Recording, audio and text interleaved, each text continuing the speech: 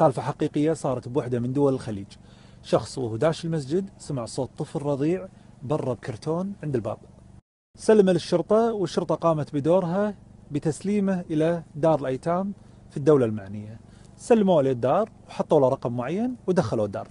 بعد ما كمل 8 أشهر في الدار، وهو أصلا يوم لقوه كان عمره 3 أشهر، يعني ممكن يكون عمره الآن سنة. في وحدة من المشرفات انقلت من دار ثانية إلى الدار هذه. كانت المشرفة الجديدة مستغربة من شيء، أن الطفل هذا يشبه الطفل موجود في الدار اللي هي جت منه، فكانت مستغربة فراحت ودت الملف هنا. بعد ما ودت الملف إلى الدار القديمة فعلا في شبه بين الطفلين. بدت هالمشرفة تفتش وراء هالطفلين، ما قدرت تلقى إلا رقم كان بحجل بالطفل. فتشت وراء هالرقم، لقت رقم متسلسل من إحدى المستشفيات اللي موجودة بوحدة من الهجر القديمة.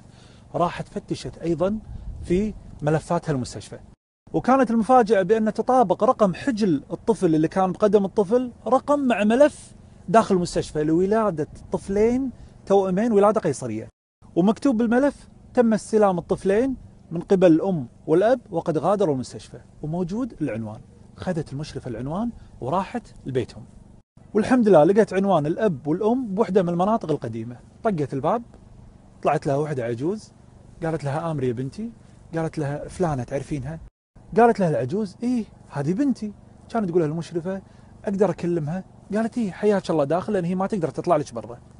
دشت عليها داخل، لقيتها امرأة مقعدة مشلولة حايشة شلل رباعي وطايحة في الكرسي، لكنها تقدر تتكلم.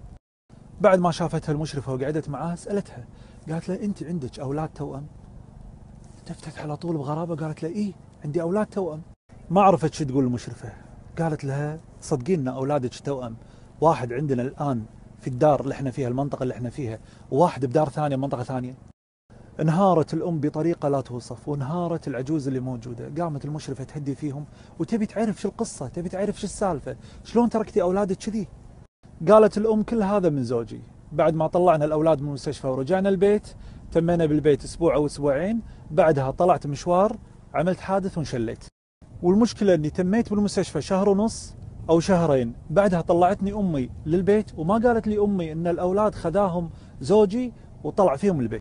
وإحنا أصلا عائلة ميسورة الحال، ما في إلا أنا وأمي، وزوجي أصلا وافد من بلاد ثانية، توقعنا أنه خذ الأولاد وسافر فيهم برا، الآن تفاجأنا أنهم هني. قالت المشرفة معقولة ما بلغتي أحد من الشرطة؟ ما تحركتي بلغتي أحد من أهلك؟ قالت أصلا أنا بالبيت موجودة أنا وأمي، أمي عجوز كبيرة يا دوب تطلع تجيب أكلنا. وكملت كلامه وهي تبكي تقول والله العظيم إني بلغت اللي عينه ما تنام، وقلت اللهم إني استودعتك أولادي فاحفظهم بعينك التي لا تنام. وتقول الأم والله العلي العظيم إني ما أعرف أرضهم من سماهم غير إني استودعتهم الله وجابهم لي بعد غيبة هالشهور هذه لمكاني. روى الطبراني عن ابن عمر أن سمع الرسول عليه أفضل الصلاة والسلام يقول إذا استودع الله شيئا حفظه.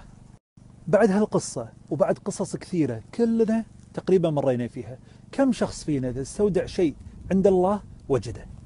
وكم شخص قبل لا يطلع من بيته يستودع بيته وأهل بيته، وقبل ذلك كله يستودع نفسه؟ كم؟ هذه مشكلتنا. الله سبحانه وتعالى معطينا فرص عظيمة بس ما نستغلها. أنصحكم وخذوها من شخص مجرب، استودعوا أشياءكم العزيزة عليكم واستمتعوا وتلذذوا وأنتم تجدونها حتى لو بعد حين الله سبحانه وتعالى يحفظها. وإذا بغيت تودع إخوانك وأصدقائك والناس الغاليين عليك، دائما استودعهم اللي عينه ما تنام، وشوف كيف الله سبحانه وتعالى بيحفظهم لك. اترك عنك يلا باي يلا سيو.